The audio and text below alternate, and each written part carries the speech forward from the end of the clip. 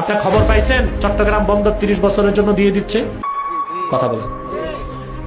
একদিকে রায় ঘোষণা হয়েছে, সবার দৃষ্টি রায়ের দিকে, আর ওইদিকে চুক্তিতে সাইন হয়ে গেছে। আমরা বেকুফ হয়ে গেলাম।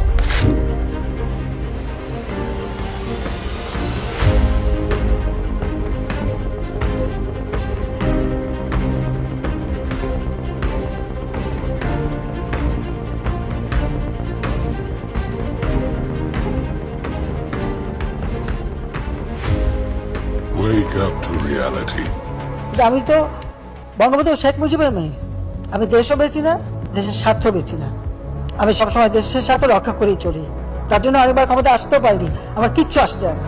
আমার দেশের স্বাধীনতার সার্বভৌমত্ব রক্ষা আর দেশের মানুষের মাথা যেন উঁচু থাকে, আমার সংসার সেটাই কাজ। আমি এর কাছে ধর্ণা দিয়ে বেড়াই না।